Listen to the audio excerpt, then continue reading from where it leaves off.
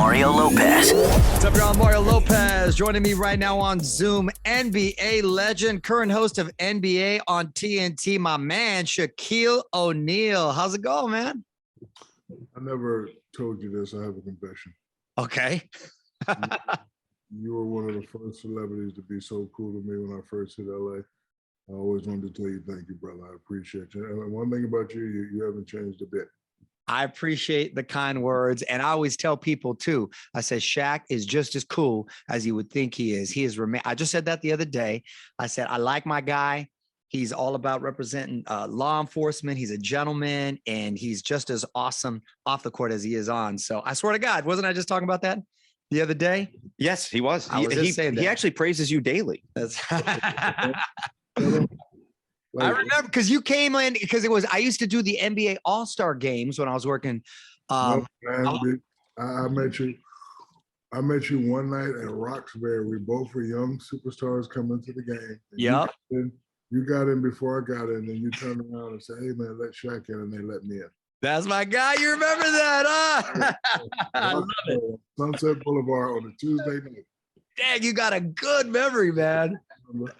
That's a throwback right there. Oh, I love that. I love that. So I'm pumped for this, Shaq. Shaqs Fun House returning again during Super Bowl week right here in LA. What do we got to look forward to there? Well, I couldn't be more excited to be bringing Funhouse to my city, LA. That's right. It's still my city. Yep. First time.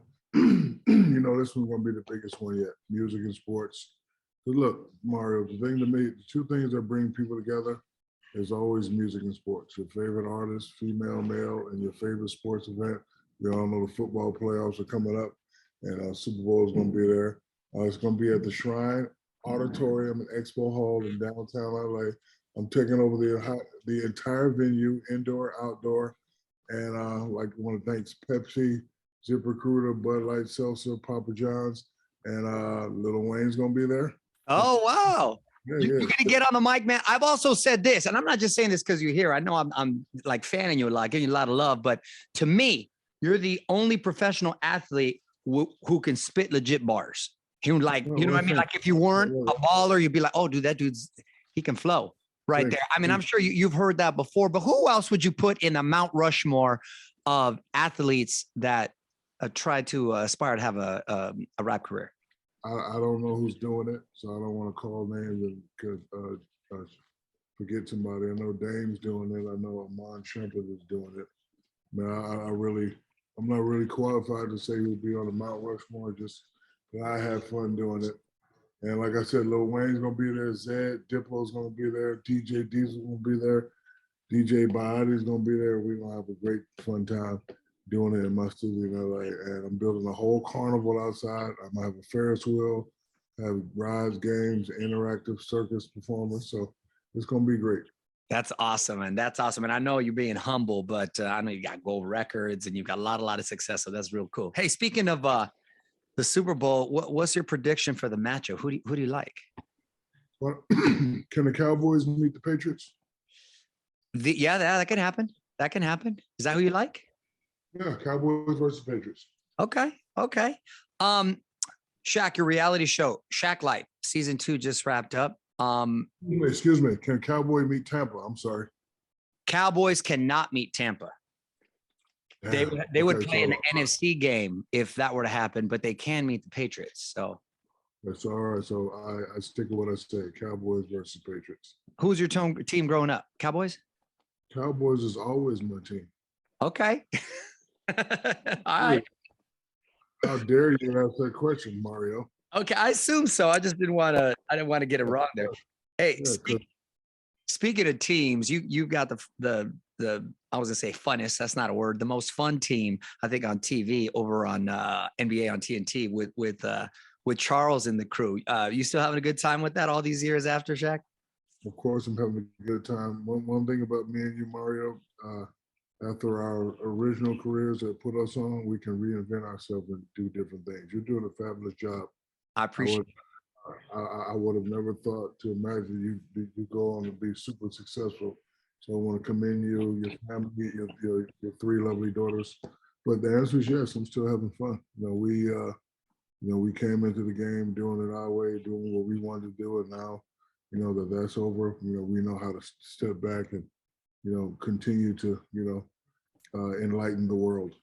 Exactly. And I appreciate it. It means a lot, the kind words, but you're right, because it is so difficult for anyone, but I would say especially athletes or people in the entertainment field that have had their heyday, if you will, and to be able to sort of transition and stay relevant. I think that's a testament not only to your talent, but again, going back to your personality. I think being a good guy, God blesses those that are good people. And you've done such a brilliant job in the business world with sponsorships and also as a host and doing these different TV shows. Have you always had a strong work ethic, Shaq, or was it just sort of presented itself? When you come from nothing, and you want to take advantage of every positive opportunity that comes your way. Like, for example, I used to be a medium level juvenile delinquent watching TV. Your show was always one of my favorite shows. So now when I get to LA and they say, hey, you want to do a movie? Look, I know I'm not an actor. I know I'm not Adam Sandler, Denzel, but hey, you want to do a movie? I get to be like my guy Zach and those guys. Yeah, I'll do the movie. It's just about being nice, taking advantage of opportunities, and just having fun. Because you don't really get to have these opportunities more than once. You're exactly right. And I also love that you always find time to give back. You raised over 2 million recently selling NFTs, which is going to go to a lot of undeserved youth nationwide. What goes into creating an NFT, a Shaq NFT? Well, you got to have a strong team. So I have a strong team. They handle a lot of that for me. But we wanted to raise money for the Shaquille O'Neal Foundation, and all the proceeds, I mean every stinking little penny, will go to helping people out. I'm not one of those guys that's getting with the NFT to get a big hit. Ooh, 2 million and showing off this and showing off that. I will show you what I'm doing to help these kids. We just refurbished a nice historical basketball court in Vegas. Just built a boys and girls club in the town I live in called McDonough, Georgia. So we are going to be doing great things with these NFTs. That's awesome. And I know you hooked up a bunch of kids with PlayStation 5s too. And I don't know if this is true or not, but I just wanted to ask you, someone told me you once spent $9 million in one day. No, 1 million, not 9 million. 1 million. Still 1 million. What may I ask? What'd you spend it on? Okay, so keep in mind, when we first got our big tick checks and got our agents would always tell us the number we want to hear. Hey, I got $1 million deal. So I'm thinking I have a full million, but you forget about California state tax. And, Oh yeah. and FICA and all Right. this. That's why you've been living in Florida. So I was in Texas at the time, so my check wasn't that bad. It was I got about 700 after everything went through. But in my mind, I got $1 million. So Right. I go straight to the Benz dealership. And you remember that black on black Benz I had on Yeah. Sunset? Yeah. So that was the first thing I bought. I bought my dad one. I bought my mom one. I bought some $50,000 earrings that I lost from the mall to the car. And then then my accountant called me the next day and you said, hey, you just spent your whole check. And I was like, no. 150 plus 150 is 300. 300 minus $1 million. I still got 700 left. 700 left minus this other 150. I got 550. The earrings cost 50. I took 5 of them. I bought a couple of suits. I should have about 200 left. And then he's like, you need to look at this. As soon as I pulled the paper out, I was like, who the hell is FICA? I don't know FICA. We don't like FICA. FICA sold 400,000 for me. I want FICA right. now. That's funny, man. That is so funny. And let me ask you this: it's your kids are a lot older than mine. How did you balance it with like not really wanting to spoil your kids, but sort of at the same time teaching them kind of the value of a strong work ethic like you, and trying to make their own money? Did you have talks with them? You just kind of lead by example, or you have to lead by example, and you can't pressure them. Like, a lot of my kids play basketball, but I've never told them you got to play basketball. The thing I want them to focus on is education. Because just think about it. I've done my thing. I've been very successful. I got 6 children. I would love to have one that operates a hedge fund. I would like to have one to become a CEO at a Fortune 5. I would like to have one to start his own law firm. So listen, You can spoil them to a point. Just don't over spoil them and just don't give them everything. Right. So, I've always, especially my girls, I've always spoiled my girls, but I also have to keep it real with them and tell them. So I'm fortunate to say that I have 6 perfectly wonderful children, and I tell them all the time, you don't have to play basketball. I do not care.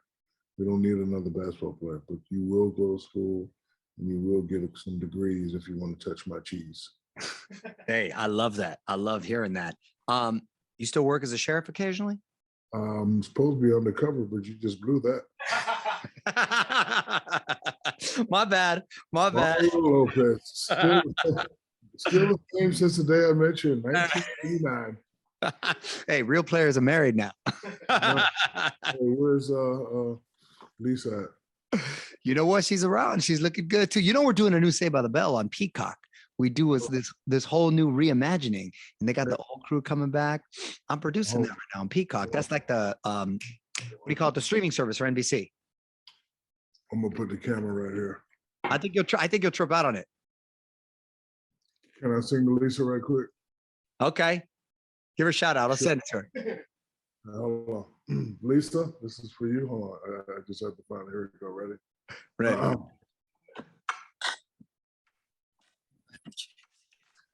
And you know music? For you, Lisa. I always used to watch the show. That's all you get, Lisa. That's all you get, Lisa. That's a good tease right there, player.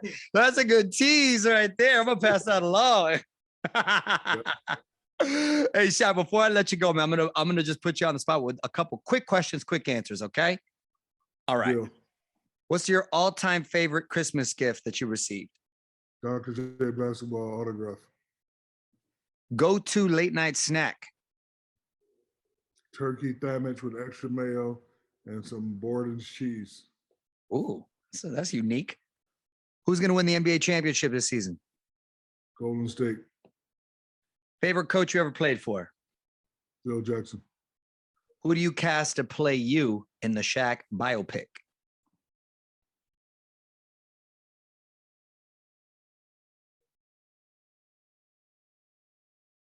Michael John White. I don't know. There you go. Oh, wait on. He's got producer's got one. I think you guys have the same glasses. Look at what's up. Represent. Oh, nice. Yes, we did. I was trying to be cool. I should have put him in. I can't read for shit now without him. Thanks, Frazier. Putting me on blast. On with Mario Lopez.